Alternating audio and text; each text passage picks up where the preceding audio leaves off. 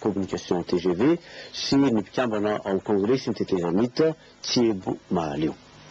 Dia tsy hitako intsony zany ny salasalana tsy hanaovana sonia io feuille de route satria raha jerentsika tsara zany dia efa namboarina le resaka hoe conscientialité zany hoe lasa tsisy tsony le resaka unanimité fa dia tena hoe ny tapaky hevitra ny besoin mety nana le décision rehetra raisina amin'ny tetezamita. Ohatra ihany koa resaka le inclusivité izay mitadro amintsika fotsiny amin'ny resaka ankolafy efatra teo kanefa ny amin'izao fotoana izao ao anatin'le solidalana io ihany dia efa nitagina ho an'ireo antoko politika vaovao izay niforona tato ato ampy izay le fifampidiniana alongama irosy amin'le fanaovana sonia amin'izay sy voniny. Ka amin'izao fotoana izao ity feuille de route anankiray natolo zotra iray ity zany dia mandravona izay ny zavatra ny hevi-dehibe rehetra ny tapahina tamin'izy ireny ary nisorona tsikelikely zany ny hevitra nampifanohitra ka amin'ny mahamarimaritra raisany azy mako dia raha mahalala fa tsy misy ny no hafapo tanteraky samy manana ny hambopony daholo ny rehetra ny tsirairay na ireo atoko politika rehetra nanao sonia ireo dia manana ny fanakianany ny feuille de route io daholo nefa noho ny tombotsoa avy ny firenena satria hita fa hatram'izay dia tsy afaka manao asa fampandrosoana zany fa hoe ny gérer les crises zany hoe mitantana an'le crise foana ka dia tsy afaka miditra amin'ny asa fampandrosoana ka manainga zany ny tsirairay mba samby hitelina ny hambopony. Nahazatratsika ny fandrenesana ny hoe Escopole tato ato fa zao kosa dia teraka ny Exopoles zay rafitra vaovao vono kandray anjara amin'ny fitondrana tetezamita vono kandrosonia ny feuille de route ary manantena ny hirotsaha ny filoha ankehitriny amin'ny fifidianana rehefa migadona ny fotoam-pifidianana vaovao tanteriny namana Njaka Serge Randrerasoa ihany. Tsy pahin'ny Exopole niova ho Exopoles ny sosikevitra avy amin'ny antoko politika hafa mikasika ny fampiarahana ny fifidianana filoham-pirenena sy ny fifidianana solombavam-bahoaka. Nambaran'izy ireo tetsy amin'ny espace Mangote Andrefanambojanary fa fifidianana roa lehibe samy manana ny lanjany amin'ny fiainam-bahoaka ireo ka tokony avahana tsara. Manana etaeta ampitaina amin'ny filohan'ny tetezamita ny Exopoles raha ny fifidianana filoham-pirenena hitondra ny repoblika faefatra no asian-teny. Zahay dia tsy anisan'ilay olona ameny azy hoe milatsaka ianao fa zahay miangavy azy hitany fa mety milatsaka azony atao miankina amin'ny Exopole. Raha hitany fa hilatsaka izy afaka mieritreritry izy afaka manambakevitra izy mikasika Exopoles fa tsy mampisasa ny Exopoles ny ara-dia aminy. Exopole dia mamena malalaka foana ny filoha na ny fanendrena ny premier ministre de consensus na ny fanendrena ny membre ny gouvernement d'union nationale. Antoko sy fikambanana ara-dalàna miisa 900 no nanao sonia ny solidalana avy amin'ny Tsadaika amin'ny anaran'ny Exopoles andray anjara amin'ny fitantanana ny tetezamita ity vondrona antoko ity. Miaraka amin'ny mpanao gazety kosa isika manomboka eto amin'ny alalana atrikasy iray nomena ny lohateny hoe famantarana ny baromètre des médias africains ka tafiditra amin'izany ny mpanao gazety malagasy ny mpanao gazety sy ny tompony gazety mazava loatra. Atrikasa no karakaray ny fondation Frederic Ebert izy ity tetsy amin'ny hôtel Colbert ary natrehiny ministra Malazary Félix zay tafarisaka taminay famitina ny namana Aurélia Rafringa ho an'ny TVM. Ivon'ity atrikasa teto amin'ny hôtel Colbert ity ny fiainan'ny mpanao gazety eo amin'ny mpanatanterahana ny asany na alina avokoa ireo lahadinika inefatra misesy nandrenesana ny avy eo amin'ny fondation Frederic Ebert sy ny mpanao gazety ary ny avy eo amin'ny lalam-pifanana lalàna eny Ankatso fa nanakambara ihany koa ny ministry ny serasera Malazary Félix. Tsy voasambony moa zao ny fiarah miasa amin'ny Frederic Ebert fa matetika ary nahafanay zany mba nientson'ireo ny vatantenanay tonga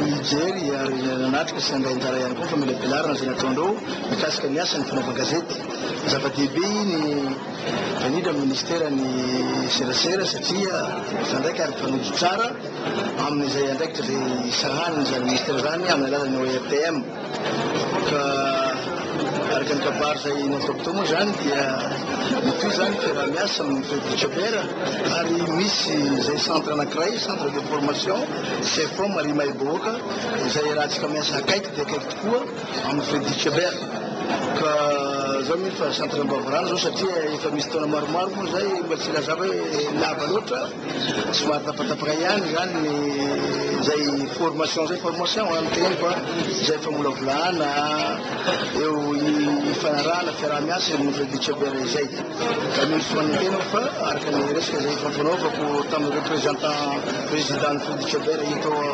Antananarivo dia ito izay fiarah-miasa. Raha ny rehetra nanaiky teto fa ilaina ny fiofanan'ny mpanao gazety vonona ifanomitanana amin'izany ny fondation Frédéric Ebert. Zay ny amin'ny fondation Frédéric Ebert fa alohan'ny vadiantsika amin'ny vaovao ny satroka zerinandro malagasy dia tsara ny ahafantara ny rehetra indrindra fa ny mpiasan'ny ministera ny fampahalalam-baovao ny fifandraisana raha ny tena marina raha mipitso eny amin'ny centre émetteur DIT ny fambolekazo amin'ny taona 2012 sy 2010 ity. Asaina arak'izany ny rehetra ny faingana raha pitsy maraina ny fitora manoloana ny ministera ny serasera na ny fifandraisana izany. Fa ho an'ny CGM dia valandresaka na alina ny mpanao gazety tokoa no sahaniny avy ao amin'ny ambasady allemand ka nampahafantarana ny tompona andraikitry ny DAAD vaovao hofantaritsika rehefa avy io izy io sy izay fiarah-miasa azo atao amin'ity DAAD izay miankina amin'ny ambasady Allemagne ity. Aurélia Rafringa. Niatrika ny mpanao gazety teto amin'ny CGM ny tompona andraikitra vaovao ny DAAD na ny bromsana ny fiarah-miasa amin'ny fampianarana ambaratonga ambony any Allemagne. Manome fanampanazavana ny filohan'ny fampianarana fiteny Allemand eny Ankatso Ramandre Sarso Helga.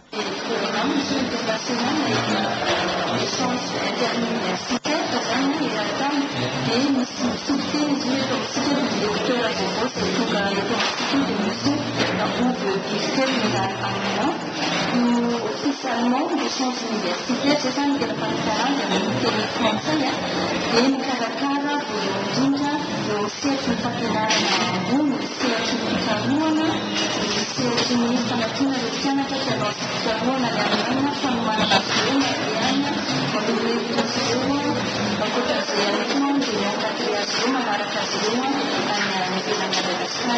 Isatot mifandorana boky sy fitaovana ho an'ny lalam-piofanana Allemand eny Ankatso avy amin'ny maso ivony Allemagne eto amintsika.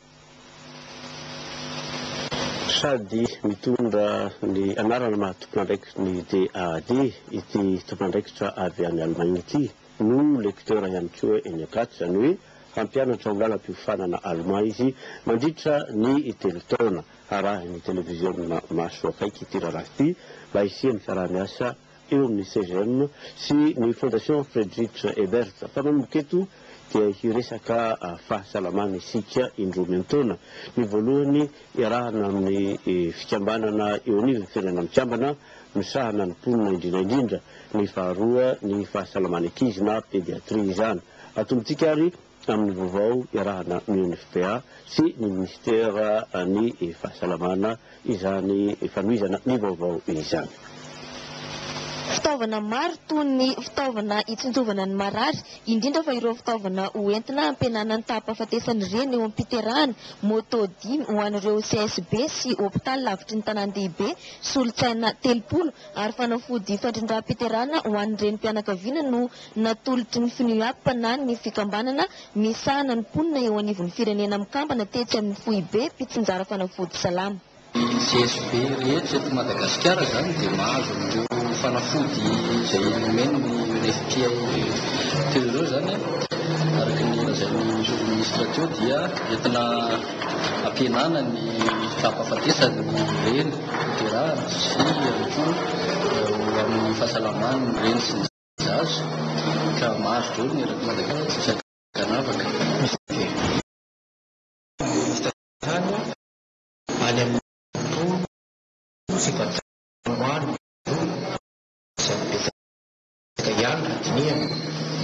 Misy rehetra zany dia naompana amin'izay mbola mampiaina io satria araka lazain'ny solotena ny FNUAP teo voajanahary no teraka kanefa lasa mampalona toka io fanomezana haina no malasa ny haina reny manana ny fijery mankarambato zay fomba teraka SP rehetrarehetra dia azo lazo toy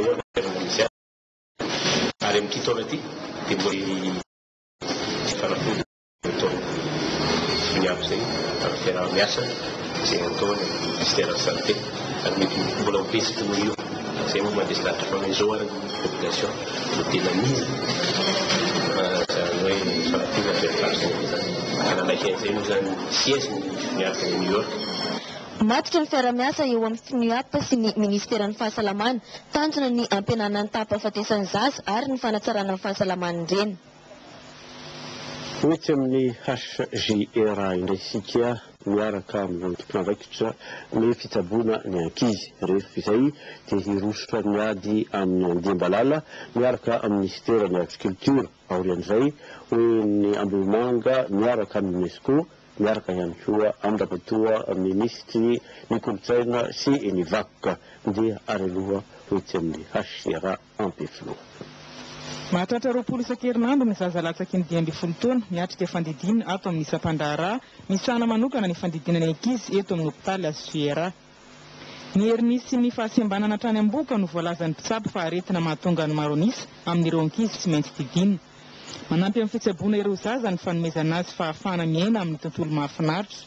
Noho izany dia namboarina ny eto amin'ny hopitaly mba izy toerana azahoana amin'ny lalao. Ao anatin'ny fitsaboana ny zaza mihitsy manerina zao tontolo izao hoe ny zazakely rehefa tonga ny amin'ny hopitaly any dia atao tena ohatran'ny hoe milalao izy. Zany hoe tena atao tena ohatran'ny hoe tsy miditra ny hopitaly tsy atahorana zany izy.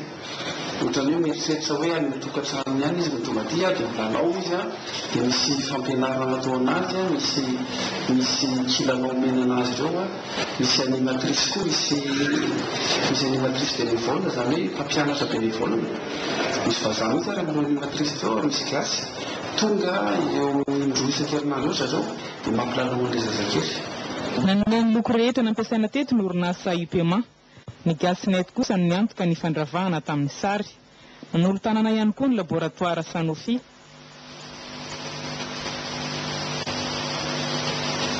Ny amin'ny Andimbalala no fototry ty vaovao avy amin'ny departementa ny fambolena izao. Fotoana ny raha teo izao satria avy ny orana. Rehefa vita moa ty resaka ady amin'ny Andimbalala ity dia hoy ny avaradranotsika miaraka amin'ny UNESCO ao anary ny amin'ny ady amin'ny Andimbalala. Velaran'ny tany mirefy 400 hektara no fantatra fa voararaka fanafodimbalala chlorésyrifos tao amin'ny faritra Androy atsimo andrefana Iorombe Itasy Bongolava Menabe. Tsy mikely soroko amin'izany ady amin'ny valala izany Ministeran'ny Fambolena amin'ny alalan'ny CNA na ny foibem-pirenena miady amin'ny valala. Azo matoka nefa nareo satria manana fanafody ampy tsika amin'ny taona noho ny zany fiaraha-miasa zany satria mahatratra eo amin'ny 100 000 litres eo zao ny fanafody azo ao amin'izao fotoan'izao ary efa any Tuliara sy amin'ny faritra atsimo andolo ireo mipetraka ka tsisy atahorana mikasika an'izay. Ny zavatra mba tiana marena fotsiny dia mba mila fiaraha-miasa miaraka amin'ireo tantsaha sy ny fokon'olona ary ny tompon'andraikitra amin'ny faritra tsirairay avy mampilaza ireo mpiara-miasa aminay amin'ny valala mba hanamora zany asa zany indraindray mitsitany ireo ny fisiny fijejariny na tokony mba mampilaza mialoha ahafahana maka ny fepetra ahafahantsika mifian'izany valala zany. Ny sampandraran'ny firenena mikambana misahana ny sakafo sy ny fambolena na ny FAO dia miara-miasa tanteraka amin'ny Ministeran'ny Fambolena amin'ny fanomezan-tanana toy ny fanofanana ireo teknisian'ny ny CNA sy ny fampiasana ny helikoptera. Izany natao dia mba tsy hampiraviravin-tanana ireo tantsaha malagasy amin'ny asa famokarana. Ny Ambohimanga Rova indray isika miaraka amin'ny ramatoa miray Rakotomalala ministry ny kolotsaina sy ny vakoka efa lasalasa ihany ny fotoana hiroso avy hatrany ary isika. 10 taona lasa izay dia nosokajiny UNESCO ho harem-bakoka iraisam-pirenena ny rovana Ambohimanga sy ny ala nanahary manodidina azy. Miaringana nefa io ala io ankehitriny moa ny fanterana zavamaniry ao aminy hanka mahazo vana ny kininina sy ny kesika. Ezaky ny Ministeran'ny Kolotsaina sy ny vakoka ary ireo tompon'andraikitra misahana Ambohimanga ny amerenana amin'ny endriny fahiny ny vohitra Ambohimanga. misy noho izany ny fambolena azo zanatany toy ny hasina ny zahana ary ny vandry. Io hetsika io ihany koa no nentina namariana ny famboleka-azy ho an'ny ministera. Ambonimamy zany araka ny zamanjakamiadana raha hoe polisy tany zany isany hoe tena manisy azy tokoa na hoe en tant que valeur historique, archéologique, spirituelle et religieuse ankoatran'izay hoe touristique. Ka amin'izao fotoana izao zany izay miezaka mihitsy manatsara manambotratra ny trany itony toerana manatantara sy manakasy itony. Ambohimanga moa dia hoe aretsam-pirenena ary aretsaina iraisan'ny izao tontolo izao. Ka misy norma izany tsy mety vajaina dia eo aloha ny trano ny toerana fa didridritra koa zany ny zavaboary. Izay mantsana mondialina dia Ambohimanga Rova dia Singa Benaran dia ny fahaiza-manova filanina dia ny aratsinanana dia amin'izao fotoana izao zany efa miezaka mafy ho an'ny toy mandavataona ny famboleka-azy satria mbola maro ny zava-maniry mila volena. Mahatratra zato mahery ny karazan'izy ireo araka ny voalaza. Isy ihany koa ny fanamboarana ny tafo sy ny vavahady eto amin'ny Rova entina namariana ny 10 taona na harem-bakoka iraisam-pirenena azy.